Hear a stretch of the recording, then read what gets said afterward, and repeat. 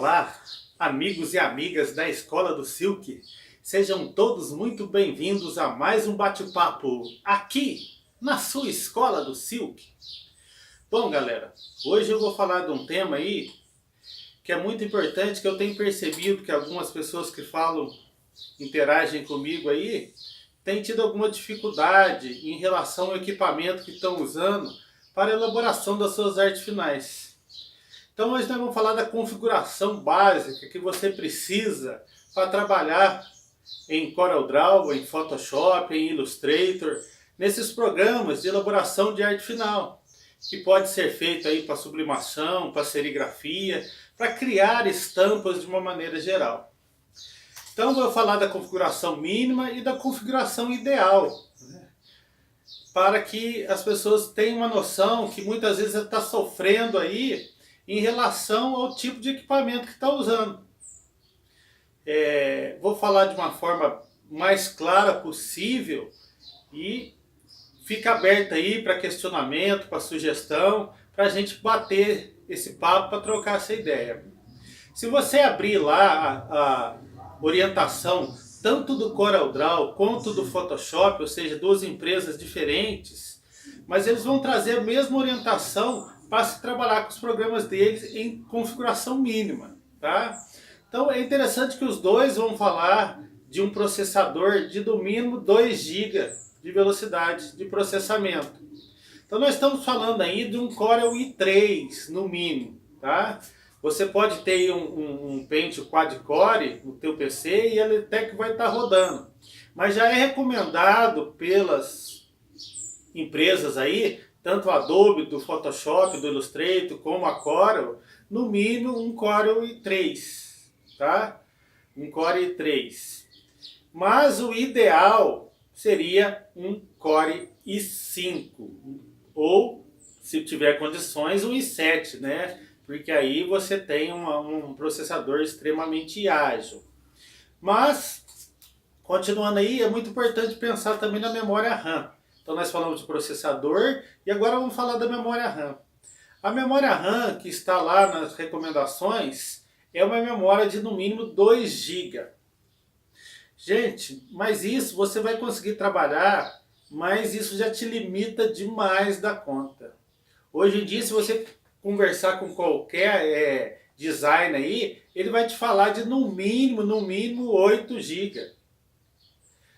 É assim, você tem 4, você vai rodar bem. 2, eu acho que já é assim, tá buscando sofrimento, né? Eu sei que às vezes a condição financeira está apertada, não vai fazer do dia para a noite, dá para trabalhar com 2 GB de RAM? Dá. Aí o que eu recomendava? Eu não tenho condição, Giovanni, só tenho um PC com 2 GB de RAM, eu tenho que trabalhar nele. Não abre várias abas, não abre vários programas ao mesmo tempo. Porque é muito importante nesse quesito memória RAM entender o que a memória RAM faz. Quando você abre um programa, ela começa a utilizar um tanto da memória RAM. Quanto mais você vai utilizando esse programa, mais ela vai buscando memória RAM, conforme os recursos do programa que você está usando. Se você utiliza 2 programas, eu estou utilizando o Core aqui para fazer umas coisas e o Photoshop. Está aberto os dois ao mesmo tempo, ela está puxando memória RAM para um e puxando para outro.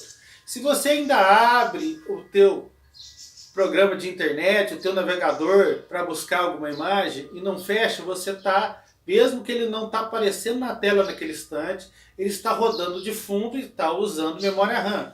Então, para quem não sabe, é muito interessante saber isso. Então o ideal, porque hoje em dia a gente está trabalhando com Corel, já abre no Photoshop, já trata a imagem, já manda para o Corel, ou já manda para o Illustrator. Geralmente a gente deixa vários programas abertos simultaneamente para agilizar o nosso trabalho. E é isso que vai fazer utilizar muito a memória RAM. Então se você não tem condição de trocar o teu PC hoje e ele só tem 2 GB de memória RAM, você vai ter que buscar ser disciplinado. É o seguinte, eu vou buscar a minha imagem que eu quero usar, abrir ela, salvei assim, de forma que eu importo para o Corel. Se for trabalhar com o Corel, eu importo para o Illustrator, se for trabalhar com o Illustrator, ou abro no Photoshop, ou abrir no Photoshop, e já fecha da onde você pegou ela inicialmente. Se for na internet do programa navegador, fecha o navegador e deixa só o programa que você vai trabalhar aberto. Ah, mas eu vou tratar a imagem no Photoshop para depois trabalhar com ela no Illustrator ou no Corel. Então faz no Photoshop primeiro, termina, fecha e abre depois no outro programa. Porque aí a tua memória RAM vai conseguir segurar mais. Porque a tendência da gente realmente é melhor é a gente querer deixar tudo ali aberto, para mexe com uma, mexe com o outro. E por isso a recomendação de você ter mais memória RAM. O Photoshop, só ele para trabalhar sozinho, lá na página da Adobe, eles falam para você usar no mínimo 2 GB, mas já foi recomendável como 8. Então vocês veem que só o Photoshop recomenda 8. Se você vai trabalhar com Photoshop e deixar o Corel aberto, deixar o Illustrator aberto, deixar o navegador aberto, a tua RAM não vai aguentar, vai começar a ser um processamento muito lento, onde o teu fluxo de trabalho diário vai ficar extremamente lento, e isso se não começar a travar o PC de toda hora, ter que ligar e desligar o PC porque ele trava. Então memória RAM, mínimo 2.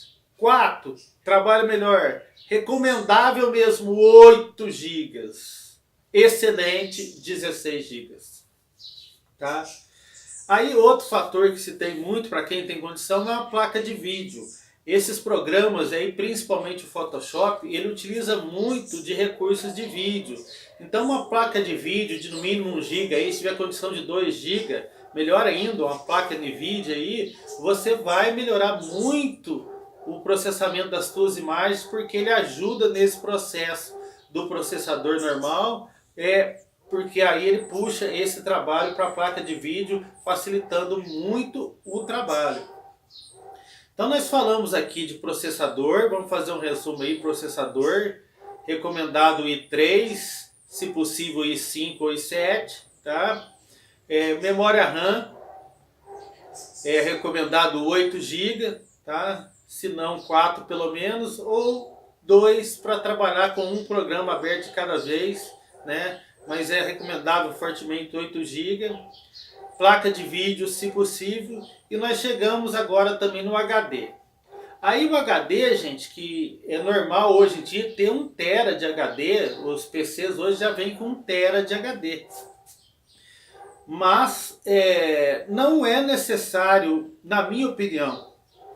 Eu prefiro, por exemplo, se você tiver condição, estiver montando o seu computador agora, comprar um computador com um disco SSD, que ele é mais caro, e por ser mais caro ele vem com menos capacidade de armazenamento, é muito comum de 140 ou no máximo 240 GB de armazenamento, mas ele tem um processo de processamento, de busca de arquivos muito mais rápido. E você pode salvar os teus arquivos num HD externo, por exemplo. Aí você vai ter mais agilidade e salvar, se você tiver condição de adquirir isso tudo, e salvar num HD externo. Ou até na nuvem, muito utilizado hoje em dia, né? Eu fiz um plano, por exemplo, sem querer fazer propaganda, mas é que para mim valeu, eu acho que vale a pena. Um plano da Microsoft, onde eu tenho o sistema Office para mim usar, né, sem precisar de pirataria. Então eu tenho o Office na minha máquina realmente legal, e ainda me deram 1 TB na nuvem. Então eu salvo muito das minhas coisas na nuvem com esse plano da Microsoft. E tem vários outros planos de nuvem aí, como o Mega, como o Amazon. Você pode pesquisar e tem muito plano de salvar os seus arquivos na nuvem. Mas se você também tiver o HD, um HD pode ser de 500 GB ou um HD de 1 TB, 2 TB, que é muito comum. Tá? Eu vou estar deixando essas configurações mínimas aí, né, para você estar analisando e observando. Mas assim, é muito importante porque para você ter um fluxo de trabalho realmente que tenha um giro condizente, você precisa dessa configuração melhor do seu equipamento, seu PC. Aí para terminar esse vídeo, gente, eu estou aqui no meu escritório de casa e aqui eu tenho um notebook com outro monitor. Eu gosto muito de trabalhar com dois monitores, às vezes eu deixo o Photoshop aberto aqui, o Core aberto aqui, isso agiliza muito o processo, né? Mas aqui eu estou com um notebook, o que eu queria falar é que se você estiver comprando e você não for precisar carregar muito o teu equipamento para um lado para o outro, é preferível comprar um desktop, aquele PC de mesa, aquele PC do gabinete, porque ele é mais barato para você montar uma configuração mais robusta.